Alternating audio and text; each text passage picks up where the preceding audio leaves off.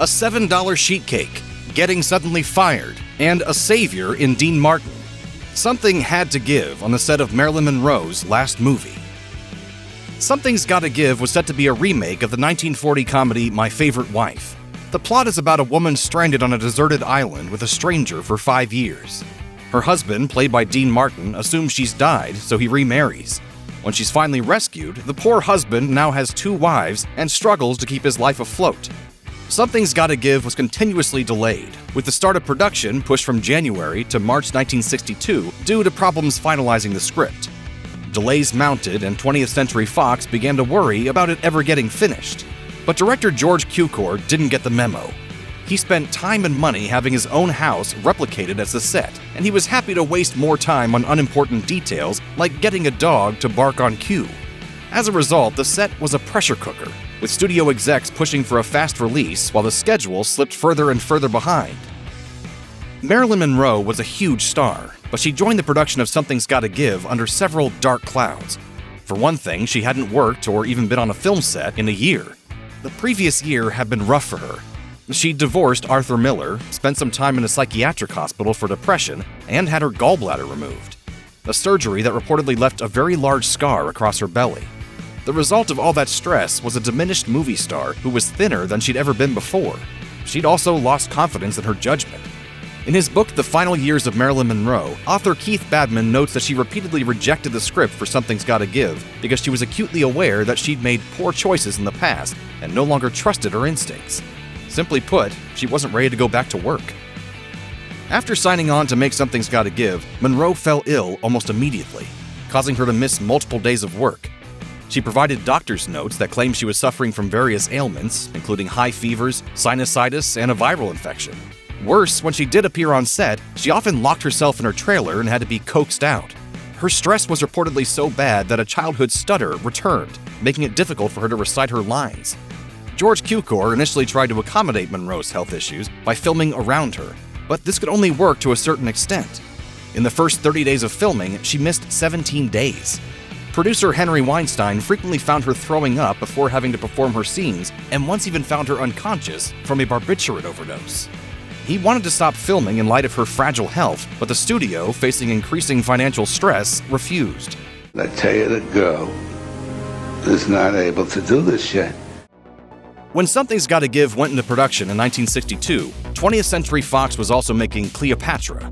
The latter film eventually had a reported budget of about $44 million, a staggering sum in 1962, and equivalent to about $415 million in today's dollars. Another project, The Longest Day, was also costing a lot more than the studio had planned, in the form of about $10 million. These overruns had executives in a panic, and Something's Gotta Give was seen as a quick way to make some fast money to avoid bankruptcy. But as the shooting schedule fell behind due to Monroe's absences and illnesses, tensions on the set began to rise. Studio executives couldn't go after Cleopatra star Elizabeth Taylor, who was paid a record $1 million to appear in the film. But they could, and did, view Monroe and her $100,000 paycheck as a scapegoat for their problems. According to The Final Years of Marilyn Monroe, Monroe was initially reluctant to sign on to Something's Gotta Give because she didn't like the script. She didn't have contractual script approval, so the studio didn't have to take any of her suggestions, but that didn't matter. If she didn't approve of something, she was legendary for simply not showing up until it was changed. So the studio worked with her to revise the script over and over again until she was satisfied. But even after production began, the script continued to change on an almost daily basis. As recounted in the book Marilyn Monroe, Her Films, Her Life, the producers began distributing new script pages on colored paper so the cast and crew would know what had changed. But then they switched to sending Monroe standard white pages because the color system confused her. As a result, she would often discover that after working hard to learn her new lines, those lines had changed again when she arrived on set. By the time Marilyn Monroe began filming Something's Gotta Give at the age of 35, she was already considered old for her sex symbol persona. She was well aware that this reputation mattered and that it depended entirely on her physical appearance. This is why Something's Gotta Give's swimming pool scene has become iconic, despite the film never getting a proper release. Monroe's character Ellen goes skinny dipping in her husband's house to entice him to come down to her. The actress was given a flesh-colored swimsuit, but she decided impulsively to remove it, as she instead actually swam naked and invited photographers to document the moment. This wasn't erratic behavior. Rather, it was a calculated gambit. Monroe knew that she had competition, most notably Elizabeth Taylor. When she invited photographers to capture the moment, she stipulated that when they published the photos, Taylor couldn't be mentioned in the same issue. Did you always take a moonlight swim on the island with Adam, Eve? You might think that if you're a big star and your birthday rolls around while you're filming a movie, everyone would throw you a big party. But when Marilyn Monroe turned another year older during Something's Gotta Give, it was a little underwhelming. Her stand-in, Evelyn Moriarty, started to plan a surprise party for the actress.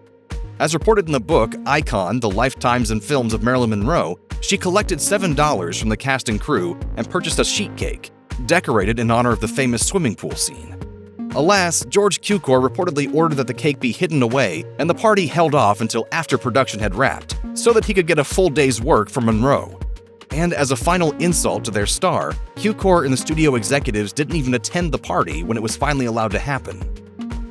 One of the most iconic moments in Marilyn Monroe's life is her performance of Happy Birthday at Madison Square Garden in honor of President John F. Kennedy. But this famous moment made the already chaotic set of Something's Gotta Give even worse. According to the book Marilyn Monroe, Her Films, Her Life, 20th Century Fox had given Monroe permission to attend the event back at the beginning of the year when she signed on to the film. But she then missed so much work due to frequent illnesses that studio execs were outraged that she was apparently healthy enough to attend a party on the other side of the country. George Cukor was also reportedly particularly upset about the appearance. When Monroe arrived in New York, she was informed that the studio had issued a breach of contract notice. Everybody, happy birthday! After the Happy Birthday incident, tensions on the set were running high. According to the book Marilyn Monroe, Private and Confidential, the actress continued to call in sick despite the rising tensions, and she also refused to work when Dean Martin had a cold. On June 2nd, just a day after turning 36, she once again refused to show up to work and then called in sick again 2 days later, prompting Martin to storm off the set in frustration. This was reportedly the last straw. After threatening Monroe with a lawsuit on June 7, 1962, the studio announced that she'd been fired due to what it described as spectacular absenteeism. Producer Henry Weinstein calculated that over the course of 32 days of production, she'd only shown up for work 12 days. Worse, when she did show up, she wasn't exactly efficient, only getting the equivalent of 4 days' work done in that time. As reported by the book Marilyn Monroe, Private and Confidential, 20th Century Fox eventually sued their star for breach of contract, asking for $500,000 in damages. But that was just the tip of the iceberg. Her co-star Dean Martin refused to work with a different actress, as he stated that part of the reason he'd agreed to be in the film was because of Monroe. His refusal to get back to work prompted his other co-star, Sid Charisse, to sue him in turn for $14,000 in damages, and the studio also sued him for $500,000. As time went on, Fox came to view Martin as the real problem, claiming he'd verbally agreed to consider replacement actresses and then didn't follow through with that agreement. Ultimately, the studio sued Martin for an astounding $3,339,000, more than $30 million in today's money. He casually countersued, demanding $6,885,000. At the same time, the studio increased the damages they were seeking from Monroe to $750,000. In the end, none of these suits went anywhere, and no one won any damages from anyone. I know how upset you get about little things. Little things? On June 7, 1962, Monroe was fired from Something's Gotta Give for her chronic absenteeism. But then, as reported in Marilyn Monroe, Her Films, Her Life, she was rehired a month and a half later on August 1st. And she wasn't just rehired, she was also granted a long list of bonuses. First and foremost, she got an immediate raise from $100,000 to $250,000. Second, she was also given a $1 million contract for 2 more films, raising her salary to $500,000 per film. And possibly most important for Monroe, George Cukor was replaced by director Jean Negulesco. After being sent away, she was back and now triumphant. Just exactly why the studio made such an abrupt about-face remains the topic of furious speculation. Many believe that Dean Martin's refusal to consider working with any other actress had a lot to do with it. It's also been speculated that she was simply a unique box office attraction who was irreplaceable. Whatever the reasons, on August 1, 1962, Monroe was at a professional high point. She never got to enjoy it, though. Just 3 days later, she was dead. After Marilyn Monroe's death, 20th Century Fox shut down production on Something's Gotta Give and took a reported loss of about $2 million. As reported in the book The Immortal Marilyn, The studio locked away all of the footage from the production and claimed for years that Monroe's appearance and performance were too bad to be seen. For decades, this was the accepted story. A troubled production ruined by a star whose mental and physical state prevented her from delivering a decent performance. But then, in 2001, the studio finally released an edited version of the usable footage from the shoot, and the results were eye-opening. Monroe fit the part of a classic Hollywood beauty in her scenes, and a review of the 9 hours or so of raw footage shows her to be professional and patient, and her performance doesn't betray any signs of the on-set turmoil or her physical ailments. As recounted in Marilyn Monroe, Her Films, Her Life, 20th Century Fox salvaged what it could from the debacle by recasting the film with James Garner and Doris Day, and changing the title to Move Over, Darling. That film was a decent hit for the studio in 1963, but it's largely forgotten today, unlike the completely unforgettable Marilyn Monroe. Anything else you want to ask? If you or anyone you know is struggling with addiction issues, help is available. Visit the Substance Abuse and Mental Health Services Administration website or contact SAMHSA's National Helpline at 1-800-662-HELP. That's 1-800-662-4357.